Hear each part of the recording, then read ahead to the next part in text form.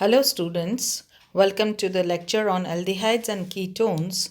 We'll be continuing with tautomerism.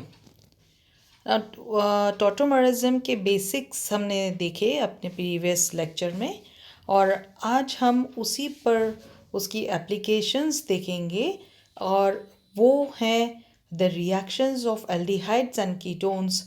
उसमें से एक इम्पॉर्टेंट रिएक्शन है aldol condensation. Now, aldol condensation is where an enolizable aldehyde or a ketone जिनमें कि alpha hydrogen atom होता है is reacted with base or acid. जब इस तरह के हम एल्डिहाइड या कीटोन लेते हैं जिनके अंदर अल्फा हाइड्रोजन एटम है उनको हम रिएक्ट करवाते हैं जब बेस या एसिड से they condense to give rise to beta hydroxy aldehydes. जब रिएक्शन हो जाएगा तो प्रोडक्ट बनेगा beta hydroxy aldehydes and these are known as aldols. Product beta hydroxy ketones भी हो सकता है. In the presence of the base alpha carbon anion is formed which attacks as nucleophile on another molecule of aldehyde or ketone, resulting in the condensation of two molecules and giving rise to an alkoxide, and which takes proton from the medium to form aldol. तो कैसे aldol condensation होता है कि base की presence में alpha carbon anion जो बना है by the removal of proton alpha hydrogen atom, तब वो अटैक करता है nucleophile, behaves as nucleophile on the other molecule of aldehyde या कीटोन, और तब कंडेंसेशन होता है दो मॉलिक्यूल्स का और एक अल्कोक्साइड आयन बनता है. और ये वाला जब मीडियम हम क्या ले रहे हैं, base, in the presence of base, और तब एक एल्डोल बनता है. One can say that both Knoeven-Gell reaction and Perkin condensation are modification to the aldol condensation. तो दो बहुत important reactions हैं, Knoeven-Gell reaction and Perkin condensation. In aldol condensation, two carbonyl compounds are condensed. ये important है कि दोनों ही carbonyl compounds हैं.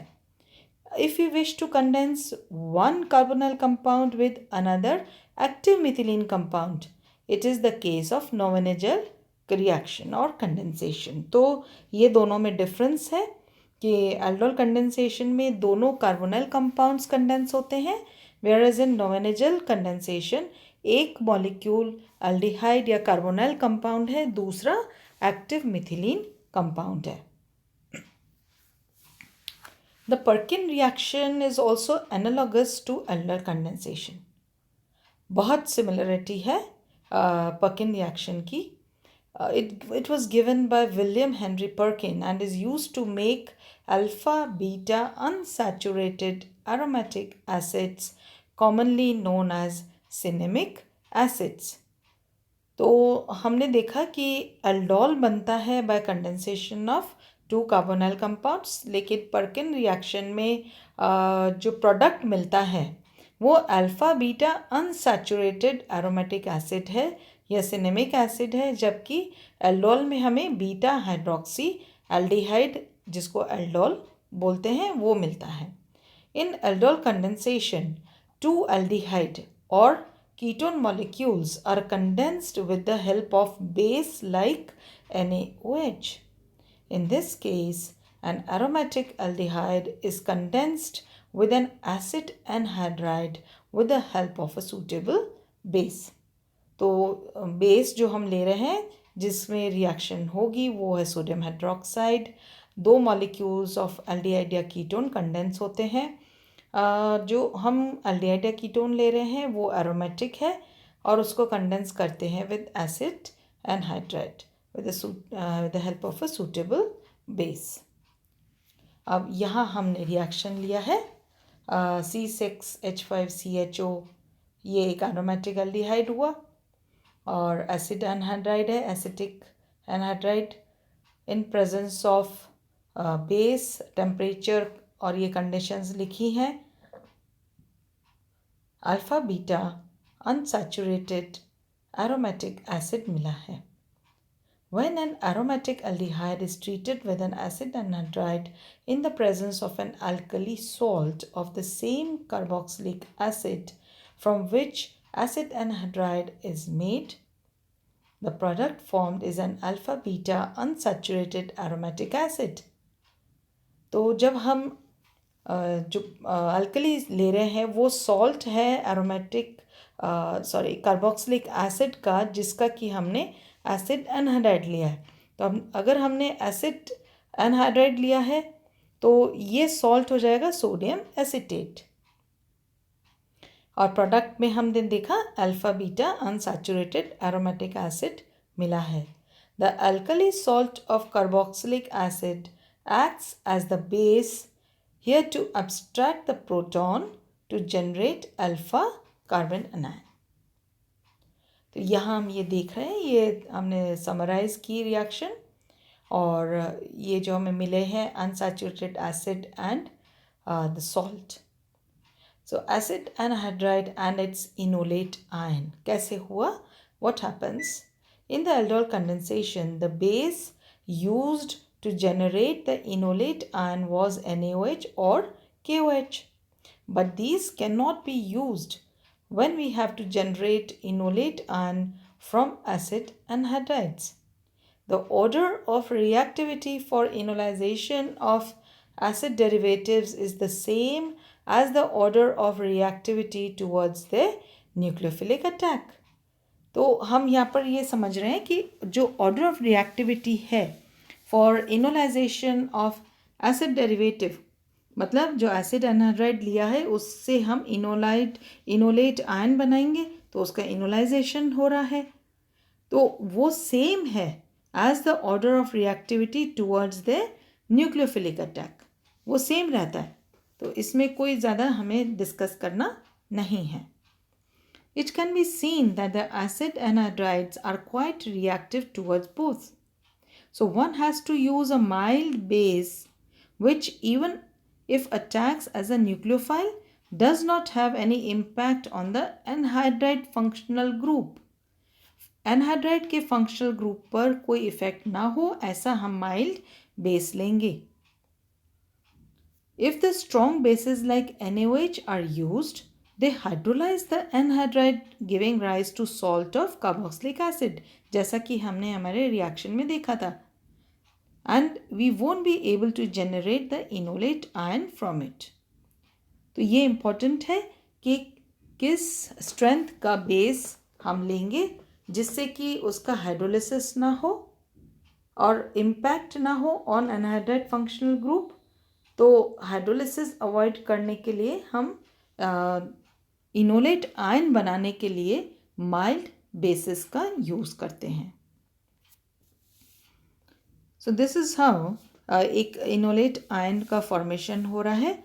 हमने लिया है यहाँ पर एनहाइड्राइड का मॉलिक्यूल, बेस ने अटैक किया है on the carbon atom C double bond O, और यहाँ पर हम देखते हैं कि किस तरह से ये इलेक्ट्रॉन्स का मूवमेंट होकर पहले फर्स्ट कार्बन जहाँ पे कार्बोनिल कार्बन था, ऑक्सीजन था, वहाँ पर OH ग्रुप बेस वाला ऐड हो गया, डबल बॉन्ड से सिंगल बॉन्ड बना है और एक हमारे पास एनायन बना है।